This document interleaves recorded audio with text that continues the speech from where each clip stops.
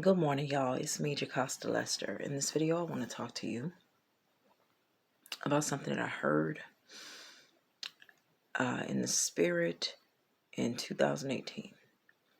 And I believe it to be the sentiments that are expressed openly and in private by they who torment, hunt, and torture and maim. Okay? I was in my bedroom. I was on Azalea Avenue. And an azalea is a flower. FYI. I was there, and I remember hearing what sounded like a voice that sounded like God saying that it was going to torture a retard for the hell of it. Okay?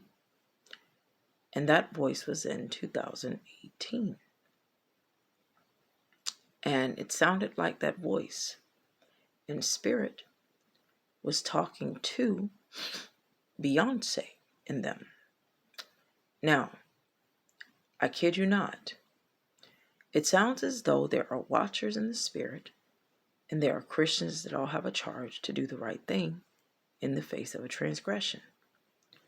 There's a contrary voice to God that sounds like it repeats what was said with regards to a person that has gone through something, to parties who fail or are given the charge to do. So that voice basically utters verbatim evil. It says stuff, it sounds like God, but it sounds like God talking at and to all of us about something that went horribly wrong as it relates to his own, my son, and me. Okay? So, and anyone else that is born again or his own in the Holy Spirit. And it also sounds like it shares in the sentiments of evil. But I know God is not evil, and God isn't tempted of evil. But this voice is very confusing. It would basically sound like it's telling you it's okay to be evil as God, okay? But I know that's not true. So I heard this voice years ago say they're going to torture a retard for the hell of it. And I thought about that thing, and I said, what if this is what evil comes to every year around this time? Like, what if it is cyclical and they start to believe this, and certain people, they come into that particular temptation where they feel that they're going to torture somebody for the hell of it, whether they be evil, like they come to that conclusion, they arrive there. Like all of them that become that evil arrive to that conclusion. So that in the spirit, they start hunting people to torture them for the hell of it. And by this point, they feel like it's a God-given right and like they have God's blessing to do this particular thing. This voice, it talks to people. And Beyonce's spirit is the one that I heard most profoundly in that time. In 2014, that was when I was in, I was in Portsmouth. We were living on King Street.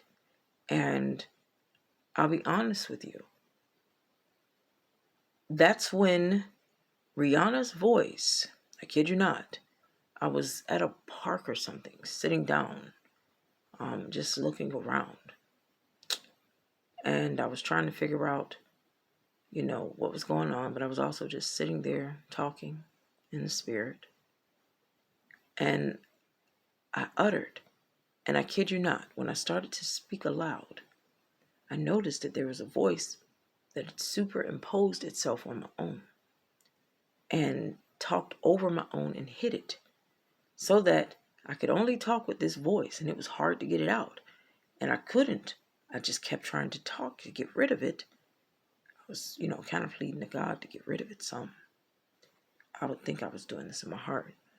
But one way or the other, this voice would not leave me alone. It was a voice that sounded like Rihanna. It sounded like Rihanna, and it wouldn't leave. It kept bothering my voice. And I was on what was Elm Avenue, where Ida Barber used to be. I was just sitting there. I had been walking, took a seat just to take a break. And this place, interestingly enough, that particular playground reminded me of a playground that was already standing in Rocky Mount, North Carolina, the water park aspects of it. So I went through this in 2014. The same thing happened, a similar thing, with what was Beyonce's voice a couple of times when I was back in the apartment on King Street. So it was very strange.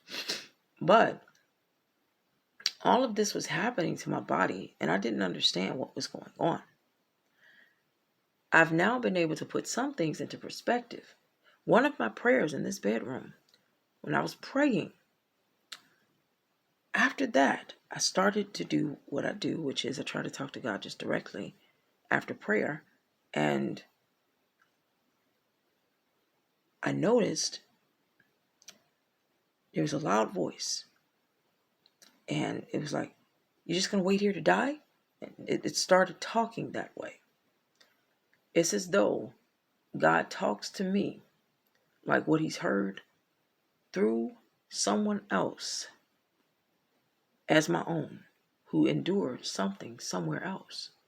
So that it seems that one of the games that these evil people played with him was one that they kind of try to drive you to get up and run and do. Like, go, you're going to wait here to die? What are you going to do? Like, they were evil people picking on someone. Like this person was gamed with and given like an anxiety. But get me, go. Like that type of evil game. Are you going to wait here to die?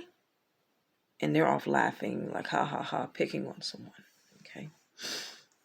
So, I've awakened in what was room 112 on George Washington Highway, as Days Inn.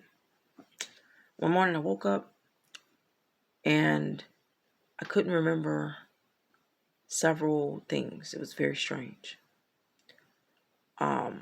It was very strange. It was short-lived, but it was weird. Then, on top of all of this I've been going through, I've been listening in the spirit. You hear physicians and things talking about things. It's really bad. Like,